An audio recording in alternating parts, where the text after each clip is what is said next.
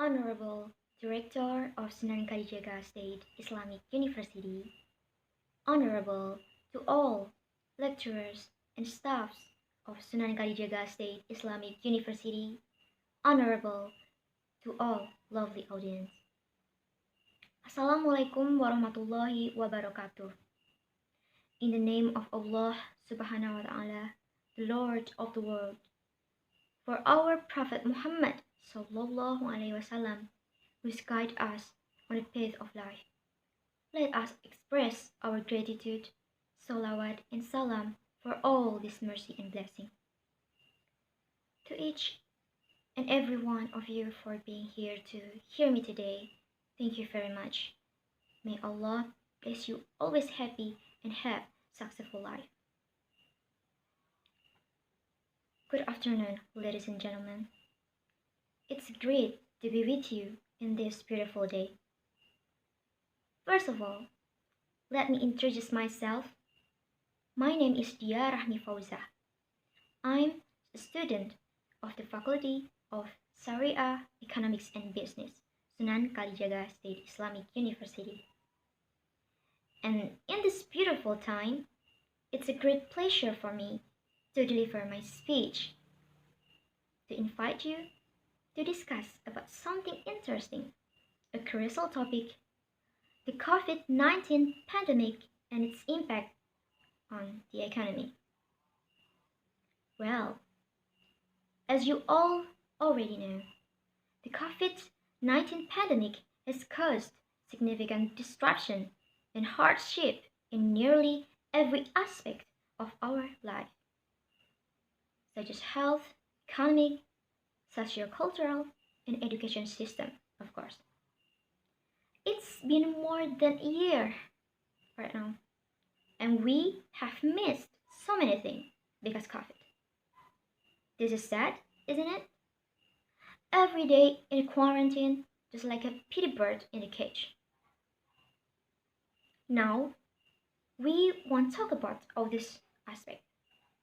But like what I say in my first line, I would like to talk to you about COVID-19 pandemic. It continues to weigh heavily on the world's economy, especially on our national economy, Indonesia. Which is why economics will be the central focus of my remarks here today. According to World Health Organization, COVID-19 is an infectious disease caused by coronavirus that attacks the respiratory system by a newly discovered coronavirus. Most people infected with the COVID-19 virus will experience mild to moderate respiratory illness and recover without requiring special treatment. But older people and those with underlying medical problems like cardiovascular disease, diabetes, chronic respiratory disease, and cancer are more likely to develop serious illness. The worst things about this virus is that it is very easy to spread. Besides that, we don't know who can get through it and how strong the health system can handle so many patients. So, the best way to prevent it is to be well informed about the COVID-19 virus, how it spreads, what it causes, and whether we stay at home. This automatically limits our activities, especially economic activities that support the needs of human life. According to BBC News Business, the pandemic has changed the world economy. The COVID-19 pandemic has reached almost every country in the world. Its spread has left national economies and business counting the cost, as the government struggle with new lockdown measures to tackle the spread of the virus. Despite the development of new vaccines, many are still wondering what recovery could look like. Most countries are now in recession. If the economy is growing, that generally means more wealth and more new jobs. It's measures by looking at the percentage change in gross domestic product, or the value of goods and service products, typically over 3 months or a year. The IMF estimates that the global economy shrunk by 4.4% in 2020. The organization described the decline as the worst since the Great Depression of the 1930s. The only major economy to grow in 2020, it was just China. It regressed a growth of 2.3%.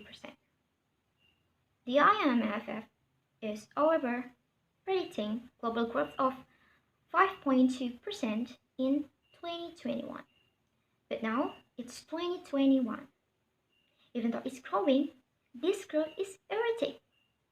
It's still up and down. Everything is still a mess. There are more people dying every day, not only physical or mentally, but because of the bad impacts of corona in every aspect of life. So, ladies and gentlemen, is it getting worse or better? I guess not both.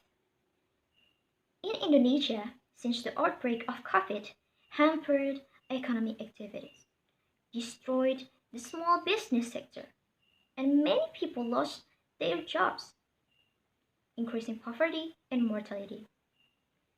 The COVID-19 pandemic is a difficult year for job seekers. Indonesia's economic growth based on the year-on-year calculations in the first quarter of the 2020 shows a weakening.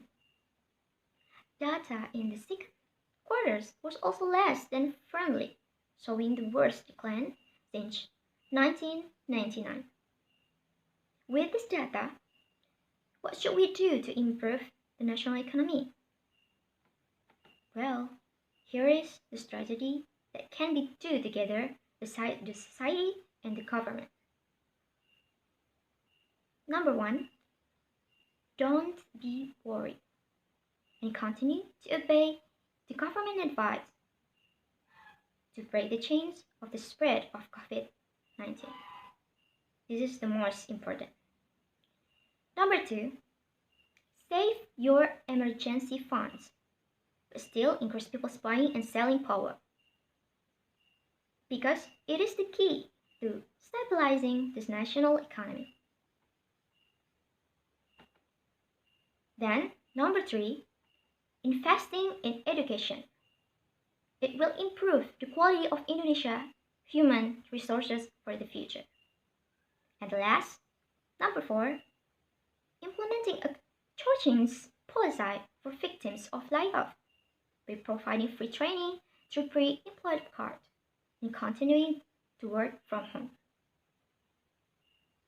So, ladies and gentlemen, for the closing, let me quote a line from a science journalist, Ed Young, that he said, "We long to return to normal, but normal led us to this.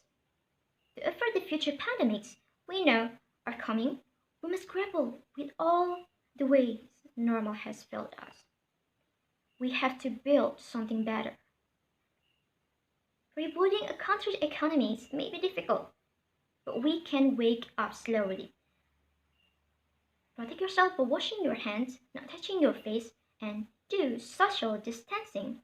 Remember, as long as we sustain our health, organize our expense, follow the protocols, implement the government's economic reborn strategy, make good connection with others, we will survive and we will win.